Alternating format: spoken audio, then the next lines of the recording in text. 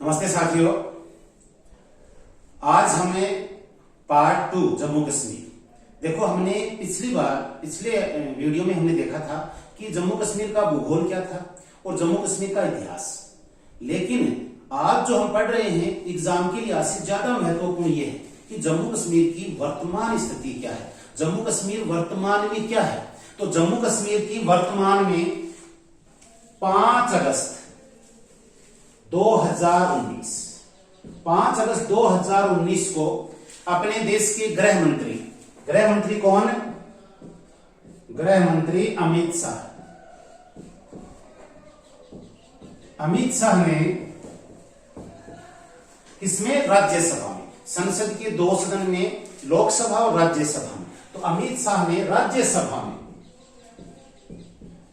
क्या पेश किया? जम्मू कश्मीर पुनर्गठन अधिनियम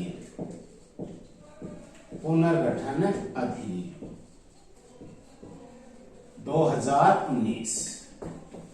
तो जम्मू कश्मीर पुनर्गठन अधिनियम के तहत जम्मू कश्मीर में क्या क्या परिवर्तन किया गया। तो जम्मू कश्मीर पुनर्गठन अधिनियम जो 2019 में अमित शाह ने यह प्रस्ताव पेश किया था, ये राज्यसभा ने पास कर दिया। इस प्रस्ताव को उसी दिन पास कर दिया था। कब? 5 अगस्त 2019 को राज्यसभा ने पास कर दिया था। कब किया? उसी दिन 5 अगस्त 2019 को। उसके बाद में लोकसभा ने, क्योंकि दोनों सदनों में पास होना जरूरी है, तो लोकसभा ने 6 अगस्त 2019। साथियों, बहुत ही ध्यान से सुनिए, क्योंकि अब जो आज हम जिस वीडियो में जो पढ़ा रहे हैं एग्जाम में ये बिंदु आने के ज्यादा चांसेस हैं। तो बहुत ही आराम से ध्यान से सुनिए, समझिए। देखो, गृह मंत्री कौन? अमित शाह। प्रधानमंत्री कौन? नरेंद्र मोदी। इन्होंने अनुच्छेद 370 व अनुच्छेद 35A को हटाने के लिए जम्मू कश्मीर पुनर्गठन अधिनियम 2019 कब पेश किया? तो अपने 15 अगस्त है उससे 10 दिन पहले, 15 अगस्त जिस दिन अपना स्वतंत्रता दिवस मनाया जाता है उससे 10 दिन पहले, अगस्त माह में कितने तारीख को? 5 को। किसमें पेश किया? लोकसभा है राज्यसभा में? राज्यसभा में पहले पेश किया गया। राज्यसभा ने पास कब किया? उसी दिन 5 अगस्त को। लोकसभा ने अगले दिन। फिर राष्ट्रपति का हस्ताक्षर होने भी जरूरी है। तो राष्ट्रपति ने हस्ताक्षर कब किए? तो राष्ट्रपति ने हस्ताक्षर 3 दिन बाद में 9 अगस्त 2019 को हस्ताक्षर, और ये कानून बन गया। क्या बन गया? कानून। हस्ताक्षर होते ही अधिनियम या कानून बन जाता है। तो इस प्रकार से अपने 5 अगस्त को राज्यसभा, 6 अगस्त को लोकसभा और 9 अगस्त को राष्ट्रपति ने हस्ताक्षर कर दिए थे। जम्मू कश्मीर पुनर्गठन अधिनियम में क्या क्या बिंदु जोड़े गए थे? तो अपना संविधान का अनुच्छेद 370 को समाप्त कर दिया था। तो एक तो 370 व अनुच्छेद 35A इसे समाप्त कर दिया। तो समाप्त का प्रस्ताव लाया गया था इसमें। अब अनुच्छेद 370 में क्या प्रावधान था? 35A में क्या प्रावधान था? अब इसमें क्या कर दिया गया है? तो ध्यान दीजिए, अनुच्छेद 370 में जम्मू कश्मीर के बारे में अस्थायी उपबंध थे। ये ध्यान रखना, स्थायी या अस्थायी। तो स्थायी उपबंध नहीं थे, अस्थायी उपबंध थे। अपना संविधान का भाग 21, कौन सा भाग? भाग 21 में इसका प्रावधान था। यह अनुच्छेद कहां से कहां तक था? तो यह अनुच्छेद 369 से 392 तक। भाग 21 में अपने अनुच्छेद कौन कौन से? 369 से 392। इसमें क्या प्रावधान है? अस्थायी संक्रमणकालीन उपबंध, अस्थायी व संक्रमणकालीन उपबंध। कहने का मतलब ये उपबंध अस्थायी है। ये जब देश में संक्रमण काल चल रहा है उसके लिए कुछ समय के लिए इसे संविधान में जोड़ा गया है। जैसे ही ये अस्थायित्व खत्म हो जाएगा, संक्रमण काल चला जाएगा, तो इन्हें समाप्त कर दिया जाएगा। लेकिन अनुच्छेद 370 को समाप्त नहीं किया गया था। तो इसी ये अगर आ जाए कि जम्मू कश्मीर को विशेष राज्य का दर्जा कौन से भाग के तहत दिया गया था? 21 के तहत। अनुच्छेद एक भाग है, ये 21 है। अनुच्छेद कहां से कहां तक? 369 से 352 तक। इसमें जम्मू कश्मीर कौन से अनुच्छेद में था? 370 में। 370 के तहत जम्मू कश्मीर को विशेष राज्य का दर्जा दिया गया था। क्या दर्जा दिया गया है? विशेष राज्य का दर्जा। और इसमें स्थायी उपबंध थे या अस्थायी? तो जम्मू कश्मीर के बारे में अस्थायी उपबंध थे। इसीलिए बाद में जम्मू कश्मीर के इस चीज का विरोध भी किया, केंद्र सरकार से मांग भी की कि हमें ये स्थायी उपबंध कर दिए जाएं, मतलब ये कभी भी समाप्त न हो, लेकिन केंद्र सरकार ने इसे नामंजूर कर दिया। तो अब अब एक प्रश्न आता है जो अपन बहुत बारीकी से समझना है कि अनुच्छेद 370 को समाप्त कर दिया। अगर सीधा प्रश्न आ रहा है तब तो सही है, लेकिन इसकी गहराई से अगर हम देखें तो 370 में 3 खंड या 3 अनुच्छेद थे। 370 1, 2 और 3। इसमें अब अपने को थोड़ा सा विशेष ध्यान देना साथियों, 370 ए को समाप्त नहीं किया है, 2 व 3 को ही समाप्त किया है। तो अगर एग्जाम में पूछ ले कि कौन से 370 में कौन से खंड या भाग को समाप्त नहीं किया गया है, तो 370 1 खंड 1, 2 व 3 को समाप्त कर दिया गया है। अब 2 और 3 नहीं है, तो 370 1 खंड में क्या ऐसा प्रावधान है जिसको समाप्त नहीं किया गया है? तो इसमें है कि जम्मू कश्मीर भारत का अभिन्न हिस्सा है। अगर इसे समाप्त कर देते तो जम्मू कश्मीर भारत में ही शामिल नहीं होता, इसलिए इसको समाप्त नहीं किया है। एग्जाम में अगर प्रश्न आ जाए कि 370 1 में या खंड 1 में क्या उल्लेखित है, तो जम्मू कश्मीर भारत का क्या है? अभिन्न अंग है, मतलब भारत का ही एक क्षेत्र है, अभिन्न अंग है। यहां पर एक बिंदु और ध्यान दीजिए, आज तो जम्मू कश्मीर का अलग से संविधान नहीं है, लेकिन जब जम्मू कश्मीर का अलग से संविधान बनाया था, जो आपको मैंने पिछले वीडियो में बताया था, उसके अनुच्छेद 1 में, यहां पर अपने भारत के संविधान के अनुच्छेद 1 की बात नहीं चल रही है, जम्मू कश्मीर के जो अलग से संविधान था उसके अनुच्छेद 1 में क्या उल्लेखित था। जैसे 370 1 में जो उल्लेखित था वह जम्मू कश्मीर के संविधान के अनुच्छेद 1 में यह उल्लेखित था कि जम्मू कश्मीर भारत का अभिन्न अंग है। सेम यही बात जम्मू कश्मीर के संविधान में भी उल्लेखित थी कि J&K भारत का अभिन्न अंग है।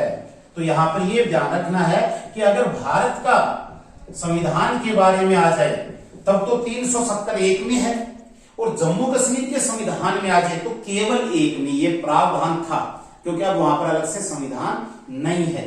370 1 को नहीं हटाया गया है, 2 व 3 को समाप्त कर दिया गया है। 302 महत्वपूर्ण नहीं है, 303 बहुत ही महत्वपूर्ण है। 303 में क्या उल्लेखित था जिसकी वजह से ही इसे समाप्त किया गया? 370 और 35 A को। 370 3 में यह उल्लेखित है कि जम्मू कश्मीर से अनुच्छेद 370 या विशेष राज्य का दर्जा समाप्त करने के लिए इसमें राष्ट्रपति यह काम कर सकता है। यह अधिकार किसको दिया गया है? ध्यान से सुनना, राष्ट्रपति को। और राष्ट्रपति किसकी अनुमति से? जो जम्मू कश्मीर की संविधान सभा थी, जो 51 से 57 तक निर्माण कार्य किया था, जम्मू कश्मीर की संविधान सभा की अनुमति से। यह प्रश्न पहले भी बहुत बार एग्जाम में आ चुका है कि इस अगर जम्मू कश्मीर से अनुच्छेद 370 समाप्त करना है तो यह कैसे समाप्त किया जा सकता है? तो राष्ट्रपति द्वारा जम्मू कश्मीर की, यहां पर भारत की संविधान सभा नहीं आएगी, जम्मू कश्मीर की संविधान सभा की अनुमति से। तो यह काम करेगा कौन? तो राष्ट्रपति। किसकी पहली पूर्व अनुमति से? तो यहां पर J&K की संविधान सभा। क्या J&K में संविधान सभा है? J&K में संविधान सभा संविधान निर्माण होने के बाद में समाप्त कर दी थी। तो यहां पर इसका सीधा अर्थ है यह अधिकार राष्ट्रपति के पास। अगर संविधान सभा को विधानसभा मान ले तब विधानसभा की अनुमति से। तो जहां पर संविधान में ऐसी कोई विसंगति आ जाती है वहां पर अंतिम निर्णय सर्वोच्च न्यायालय का होता है कि यहां पर संविधान क्या कहना चाहता है, तो उसमें सर्वोच्च न्यायालय की एक तरह से अनुमति भी जरूरी है। तो ये प्रश्न किस रूप में आए और हमें क्या उत्तर करना है? तो जम्मू कश्मीर का विशेष राज्य का दर्जा समाप्त करने के लिए कौन से अनुच्छेद में ये बात कही गई है? 370 में 3 नंबर में। कौन करेगा? राष्ट्रपति। किसकी पूर्व अनुमति से? संविधान सभा। संविधान सभा कहां की? भारत की नहीं, जम्मू कश्मीर की। और जम्मू कश्मीर में संविधान सभा नहीं है। तो अब यहां पर ये 370 के बारे में हमारा उल्लेखित हो गया। 370 एक को हटा दिया क्या? 370 एक को नहीं हटाया है। इसमें क्या प्रावधान था? जम्मू कश्मीर भारत का अभिन्न अंग है और राष्ट्रपति जम्मू कश्मीर से संबंधित कानून बना सकता है। इसीलिए आपको मैंने पहले जो अनुच्छेद 35A में हम उल्लेखित करेंगे कि इसमें किस आधार पर 35A को जोड़ा गया था, तो वो 370(1)(4) के तहत ही जोड़ा गया था। अब इसके बाद में अनुच्छेद 35A क्या है, जिसको भी हटा दिया गया है। तो अनुच्छेद 35A है, ये अनुच्छेद 370 का ही एक भाग है। मतलब 370 था इसलिए 35A बना दिया गया, वरना 35A नहीं बनाया जाता। तो 35A में क्या उल्लेखित था? अब ये दोनों इस क्या कर दिए गए हैं? समाप्त कर दिए गए हैं।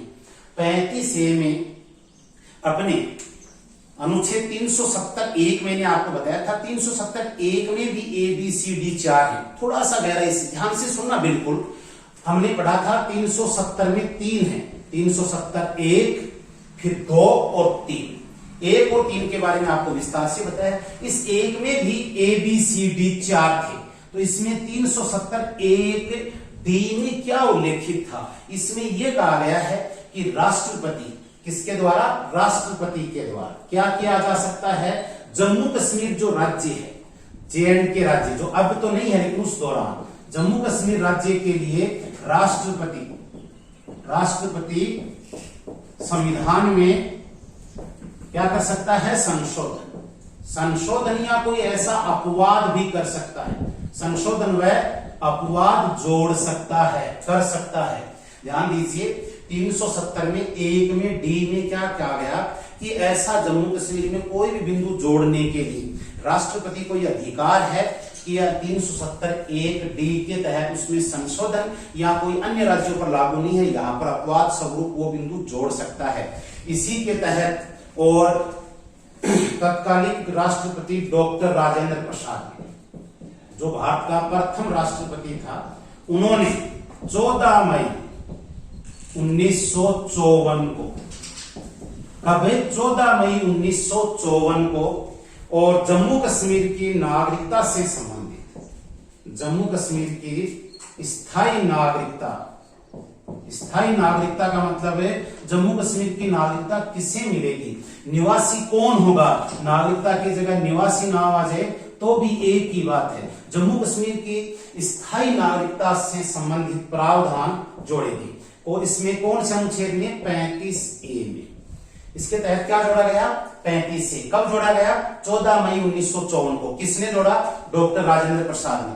इसमें क्या जोड़ा कि जम्मू कश्मीर की स्थायी नागरिकता किसे मिलेगी, जम्मू कश्मीर का स्थायी नागरिक कौन होगा, वहां पर निवास कौन करेगा, इसका अधिकार किसे दिया गया। ध्यान से सुनना। इसमें ये राष्ट्रपति ने यह कहा कि जम्मू कश्मीर की स्थायी नागरिकता का अधिकार अनुच्छेद 35A के तहत वहां की विधानमंडल, किसको दिया गया? विधानमंडल को दिया गया। उस दौरान विधानमंडल एक सदनीय था, फिर 57 में द्विसदनीय हो गया, अब पुनः एक सदनीय है। तो विधानमंडल ने क्या वहां पर जोड़ दिया। जैसे ही 1954 में 14 मई 1954 को डॉक्टर राजेंद्र प्रसाद ने एक आदेश पारित किया। ध्यान दीजिए यहां पर संशोधन नहीं हुआ, यहां पर उसको कहेंगे राष्ट्रपति आदेश या संविधान आदेश। ये प्रश्न कि किसके आधार पर 35 से जोड़ा गया, ये प्रश्न भी महत्वपूर्ण है। तो राष्ट्रपति आदेश या संविधान आदेश के तहत अनुच्छेद 35 से जोड़ा गया और इसमें संसद की बाद में स्वीकृति नहीं ली। ध्यान रखना इस बात में, राष्ट्रपति के आदेश के बाद में किसी भी बिंदु को अगर लोकतांत्रिक बनाना है कि ये संविधान में जुड़ा है तो ये वास्तव में जन समर्थन हुआ है, तो संसद की स्वीकृति होने का मतलब जनता ने भी समर्थन कर दिया है। लेकिन यहाँ पर केवल राष्ट्रपति का आदेश था, जनता ने समर्थन या जन स्वीकृति ली नहीं गई। एक तरह से ये एक बैकडोर का काम किया गया। कैसे किया गया? यहां पर क्या हुआ, एक दिल्ली समझौता हुआ था। दिल्ली समझौता 1952 में हुआ था। कब हुआ था? 1952। इस समझौते में दोनों प्रधानमंत्री, जम्मू कश्मीर का प्रधानमंत्री और नेहरू, जो घनिष्ठ मित्र थे, नेहरू और शेख अब्दुल्ला, इन्होंने इस बात पर कहा कि जम्मू कश्मीर के लिए कोई विशेष प्रावधान ऐसा कर दीजिए कि बाकी जो भारत के अन्य राज्यों के नागरिक हैं, जो सदस्य हैं, वो वहां पर बस न सके। तो इस आधार पर ही नेहरू ने आश्वासन दे दिया राष्ट्रपति को मंत्रिमंडल के द्वारा बोल दिया और राष्ट्रपति ने 35 से जोड़ दिया और यह अधिकार वहां की विधानमंडल को ही दे दिया। तो वहां की विधानमंडल ने फिर क्या कानून बनाया जम्मू कश्मीर के लिए, बहुत ध्यान से सुनना साथियों, कि वहां पर ऐसा कानून बना दिया कि भारत की एकता अखंडता को बहुत बड़ा खतरा, एक तरह से। कैसे? यहां पर कहा गया कि जम्मू कश्मीर में भारत के अन्य राज्यों के कोई भी नागरिक यहां पर बस नहीं सकते हैं, निवास नहीं कर सकते हैं, स्थायी निवासी नहीं हो सकते हैं, यहां पर प्रॉपर्टी नहीं खरीद सकते हैं। साथ ही यहां पर बिल्कुल ध्यान से सुनना, जम्मू कश्मीर की अगर कोई लड़की भारत के अन्य किसी लड़के के साथ शादी करती है तो वहां की नागरिकता उनकी समाप्त हो जाएगी जम्मू कश्मीर। जबकि साथ में क्या जोड़ दिया, अगर जम्मू कश्मीर की लड़की अगर पाकिस्तान के किसी लड़के के साथ शादी करती है तो उसकी नागरिकता भी बनी रहेगी और पाकिस्तान का जो पुरुष है वह जम्मू कश्मीर की सदस्यता भी या नागरिक भी बन सकता है। एक तरह से जम्मू कश्मीर पाकिस्तान के बिल्कुल नजदीक चला गया। ये तो अपने देश की एकता अखंडता और संप्रभुता को बहुत बड़ा खतरा था कि आज भारत के नागरिक हैं वो वहां पर शादी नहीं कर सकते थे। इसीलिए जैसे ही जब ये 5 अगस्त 2019 को ये 35A को 370 को समाप्त किया गया तो बाहर जब कोचिंग में बच्चे बातें कर रहे थे तो उन्होंने कहा अब हम खूब पढ़ेंगे और या तो नौकरी लग जाएंगे तो यहाँ की लड़की हमको जैसे चाहेंगे अपनी पसंद अनुसार मिल जाएगी, लेकिन अब अगर हम नौकरी भी नहीं लगे तो दाम दे के लाऊंगा तो वे कालती को लावा गोरी लाऊंगा। कहने का मतलब अब बैठे भी वो अधिकार मिल गो है। आज जो समाप्त कर दिया 35 से, उसके तहत आज जम्मू कश्मीर में किसी लड़की के साथ अन्य राज्य के लड़कों के द्वारा शादी करने पर वहां की नागरिकता बनी रहेगी। तो इस प्रकार से क्या क्या प्रश्न बनते हैं, तो 35A को अब क्या कर दिया है, समाप्त कर दिया है। 35A के तहत क्या विशेष प्रावधान कर दिया था, प्रॉपर्टी। अब क्या हम जम्मू कश्मीर में प्रॉपर्टी खरीद सकते हैं? बिल्कुल हम जम्मू कश्मीर में प्रॉपर्टी आज खरीद सकते हैं। तो अब जो 5 अगस्त को जो जम्मू कश्मीर पुनर्गठन अधिनियम किया था उसमें यह भी किया था कि जम्मू कश्मीर अब राज्य नहीं रहेगा, क्या रहेगा, केंद्र शासित प्रदेश। केंद्र शासित प्रदेश में कितने बना दिए, 2। पिछले वीडियो में मैंने बताया था जम्मू और कश्मीर को एक केंद्र शासित प्रदेश और लद्दाख को एक केंद्र शासित प्रदेश बना दिया गया। लेकिन ये जम्मू कश्मीर और ये लद्दाख है 2 केंद्र शासित प्रदेश कब बने, यानी जम्मू कश्मीर पुनर्गठन अधिनियम बना तो गया था 9 अगस्त 2019 को राष्ट्रपति के हस्ताक्षर के साथ ही, लेकिन ये लागू कब हुआ? 2 प्रकार से प्रश्न आ सकते हैं कि एक तो ये लागू कब हुआ, या ये दोनों केंद्र शासित प्रदेश कब बने। तो ये 31 अक्टूबर 2019 को, यहां पर थोड़ा ध्यान दीजिए, वहां पर 5 अगस्त है, यहां पर आएगा 31 अक्टूबर। 31 अक्टूबर 2019 को JNK और लद्दाख क्या बन गए, 2 केंद्र शासित प्रदेश बने, 2 केंद्र शासित प्रदेश। या फिर ये पूछ ले जम्मू कश्मीर पुनर्गठन अधिनियम लागू कब हुआ, तो ये लागू भी 31 अक्टूबर 2019 को। पहले कोई कानून बनता है उसके बाद में कोई जरूरी नहीं कि उसी दिन लागू हो जाए, वो बाद में कभी भी लागू किया जा सकता है। तो ये लागू हुआ 31 अक्टूबर 2019 को। तो एग्जाम में प्रश्न आ जाए कि लद्दाख व JNK केंद्र शासित प्रदेश कब बने, तो 31 अक्टूबर 2019 को बने। इसके बाद में जैसे ये 370 और 35A को समाप्त कर दिया गया है तो अब इसमें पहले की स्थिति और वर्तमान में इसमें क्या परिवर्तन हो गया है। अपना अंतिम बिंदु यह होगा कि जम्मू कश्मीर में पहले क्या ऐसा प्रावधान था और अब उसमें क्या संशोधन हो गया है। तो जम्मू कश्मीर के बारे में पहले और वर्तमान। देखो प्रश्न ये भी पूछा जा सकता है कि जब ये अधिनियम राष्ट्रपति ने जब 9 अगस्त 2019 को हस्ताक्षर किए थे तो किस राष्ट्रपति ने, तो अपना राष्ट्रपति जो वर्तमान में रामनाथ कोविंद ने ये हस्ताक्षर किए थे। पहली बार 1954 में तब कौन था, डॉक्टर राजेंद्र प्रसाद। हमारा राष्ट्रपति का टॉपिक आएगा तब हम काल क्रमानुसार इसका विस्तार से दोबारा करेंगे। जम्मू कश्मीर पहले और वर्तमान में, जम्मू कश्मीर में पहले अनुच्छेद 370 था वह 35A था, जिसकी वजह से जम्मू कश्मीर की विशेष राज्य की स्थिति। अब ये 370 और 35A नहीं है, लेकिन गहराई से प्रश्न आ जाए तो कौन सा अनुच्छेद नहीं हटाया है, 370 एक है, ये आज भी है। 2 और 3 समाप्त कर दिए गए। पहले जम्मू कश्मीर क्या था, राज्य, और राज्य में भी क्या विशेष राज्य 370 के तहत। अब ये विशेष राज्य तो छोड़ो, ये राज्य ही नहीं रहा है, अब क्या हो गया ये केंद्र शासित प्रदेश। केंद्र शासित प्रदेश भी कितने हो गए हैं ये 2। तो पहले अपने केंद्र शासित प्रदेश कितने थे, राज्य कितने थे, पहले 29 राज्य थे और 7 केंद्र शासित प्रदेश थे। जब ये इनको दोनों को अलग किया गया और राज्य से केंद्र शासित प्रदेश बनाया गया, तब ये 29 के 28 राज्य हो गए और केंद्र शासित प्रदेश 2 हो गए तो 9 हो गए थे। लेकिन अपने ध्यान से सुनना साथियों, ये भी महत्वपूर्ण है, 26 जनवरी 2020 को क्या किया, अपने 2 केंद्र शासित प्रदेश दादर नगर हवेली और दमन द्वीप को एक कर दिया गया। आज ये दोनों एक केंद्र शासित प्रदेश हैं, तो 9 से 2 को एक करने से कितने हो गए 8। कौन से को किया गया, दादर नगर हवेली और दमन द्वीप, इन दोनों को क्या कर दिया है, एक कर दिया है। अब प्रश्न बनता है कि अपने भारत में वर्तमान में कुल राज्य कितने 28 और केंद्र शासित प्रदेश कितने 28 के आगे वाला 8 है, वो याद रखने के लिए 28 8 उसका आगे वाला ही 8।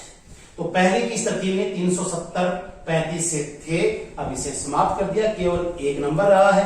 पहले ये राज्य था, अब ये 2 केंद्र शासित प्रदेश हो गए हैं। इसके बाद में 3 नंबर, तो पहले इसका अलग से संविधान था, जो आपको मैंने पहले ही बताया था कि अलग संविधान, अब इसका अलग संविधान नहीं है। कहने का मतलब अब जो अन्य केंद्र शासित प्रदेश है वैसी इनकी स्थिति होगी, अब कोई अलग से इसका विशेष कुछ भी नहीं रहा है। पहले यहां पर दोहरी नागरिकता थी, कौन सी थी, दोहरी नागरिकता। कहने का मतलब है पहले वो भारत का नागरिक भी था और जम्मू कश्मीर का नागरिक भी था, जबकि अब क्या हो गई, अन्य राज्यों और केंद्र शासित प्रदेशों की तरह है इकहरी नागरिकता। अब एक ही नागरिकता है, हम केवल भारत के नागरिक हैं। उसके बाद में पहले यहां पर द्विसदनीय विधानमंडल था, मतलब 2 सदन थे, कहने का द्विसदनीय विधानमंडल। विधानमंडल में विधानसभा व विधान परिषद दोनों हो सकते हैं, दोनों होंगे तो बोल देंगे द्विसदनीय, और एक होगा तो उसमें विधान परिषद नहीं होगी।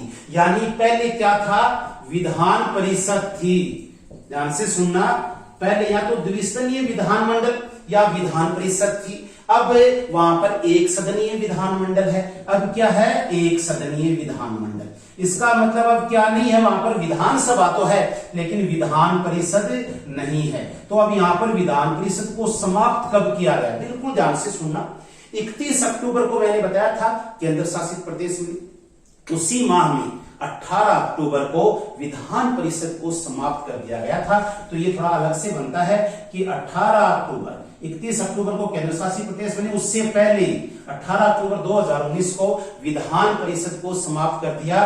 पहले यहाँ पर विधान परिषद में सदस्य संख्या 36 थी, जो अपने आप में अपवाद था, क्योंकि 40 होने न्यूनतम जरूरी थे। लेकिन अब यहाँ पर विधान परिषद है या नहीं है, अब यहाँ पर विधान परिषद नहीं है, तो 2 सदन है या नहीं, द्विसदनीय विधानमंडल नहीं है, अब केवल एक सदनीय है। यहाँ पर क्या है, विधानसभा, ध्यान से सुनना, अब यहाँ पर क्या है, विधानसभा।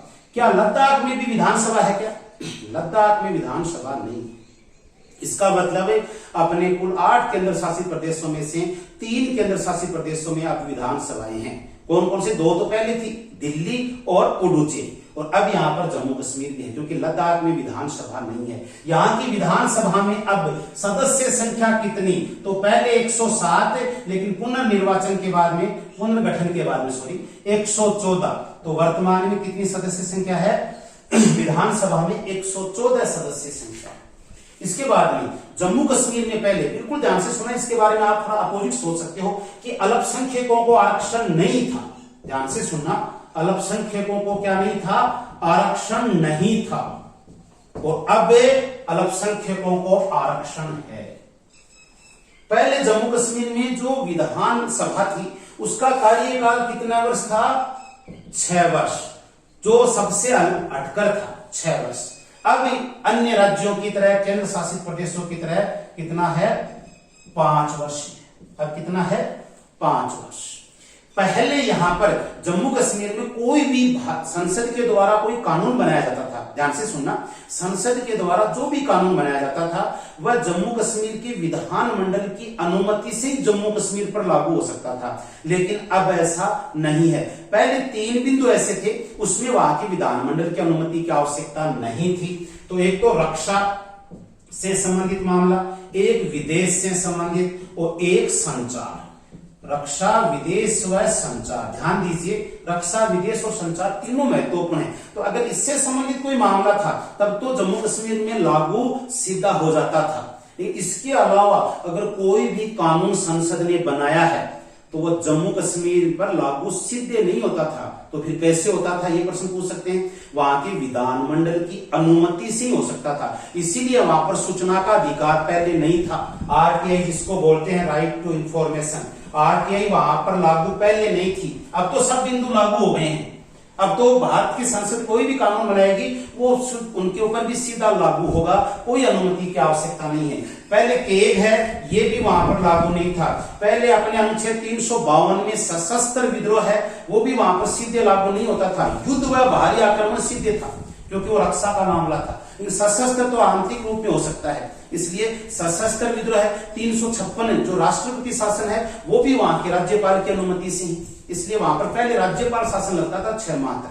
उसके बाद में 360 वित्तीय आपातकाल भी वहां पर सीधे तौर पर लागू नहीं होता था। कहने का मतलब है भारत की संसद ने जो भी कानून बनाए 3 को छोड़ करके, रक्षा, विदेश और संचार, उसके अलावा जो भी कानून बनते थे वो जम्मू कश्मीर पर लागू नहीं होते थे। कब होते थे, वहां की विधान मंडल की अनुमति से ही होते थे। पहले वहां पर अल्पसंख्यकों को आरक्षण था या नहीं था। अब अल्पसंख्यकों का आरक्षण का प्रावधान कर दिया गया है।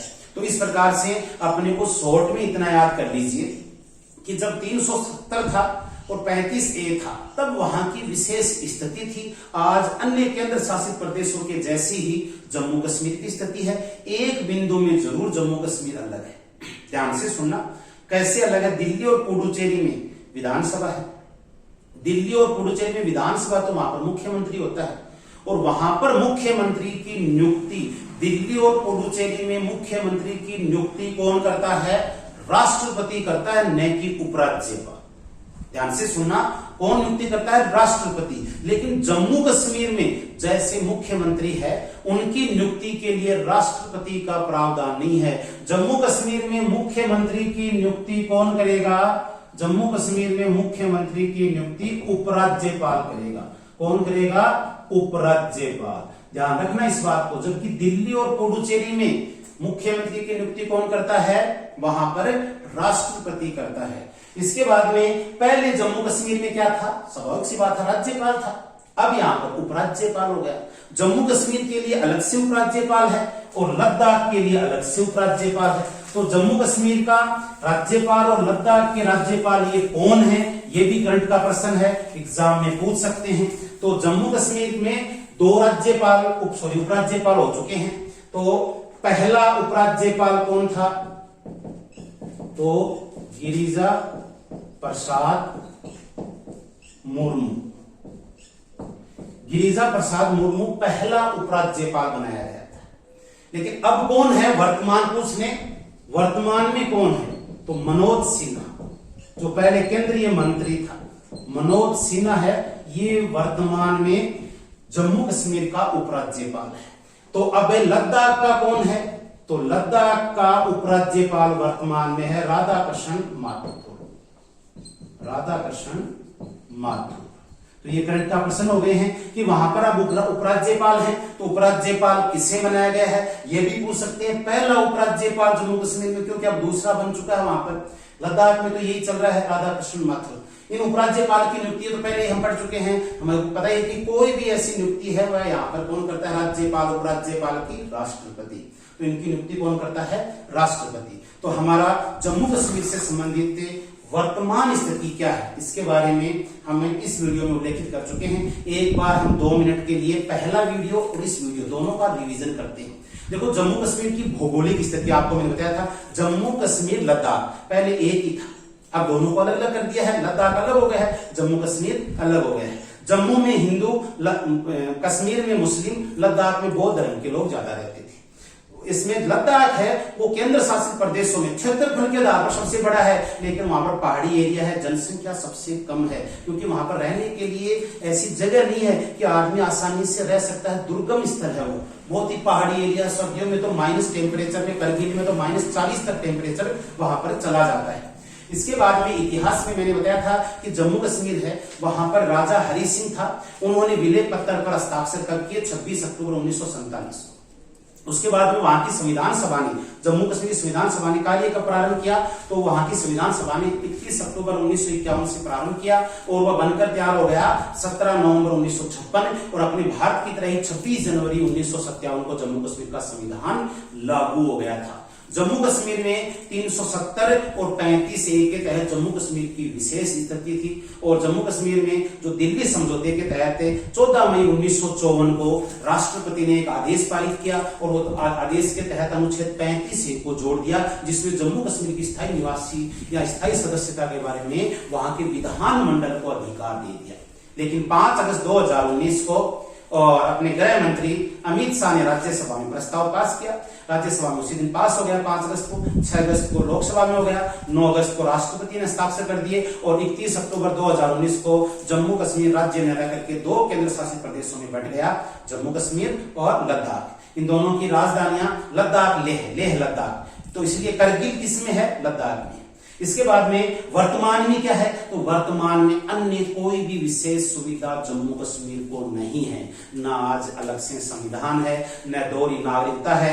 आज भारत का कोई भी नागरिक जाकर के जम्मू कश्मीर में प्रॉपर्टी खरीद सकता है, वहां पर शादी करेगा तो वहां की जो लड़कियां हैं वह वहां पर उनका जो अधिकार है नागरिकता से संबंधित वो बरकरार रहेंगे। आज जम्मू कश्मीर केंद्र शासित प्रदेश होने की वजह से सीधा केंद्र सरकार के नियंत्रण में है। पहले वहां पर राज्य पुलिस की व्यवस्था थी, अब वहां पर केंद्रीय पुलिस का प्रावधान किया गया है। तो आप इस वीडियो को ध्यान से सुना है तो इसके नोट्स वगैरह भी तैयार कर लेना। अगर आपको सुन लिया, समझ लिया और आगे भी याद रखना है तो जो कुछ फैक्ट चीजें हैं इनके आप नोट्स तैयार कर लेना। इनमें से एग्जाम में 1% जरूर आने की पूरी संभावना है। आपने अगर इस वीडियो को पसंद किया है तो आप इसे लाइक जरूर कीजिए, शेयर कर दीजिए और सब्सक्राइब कीजिए। धन्यवाद सर।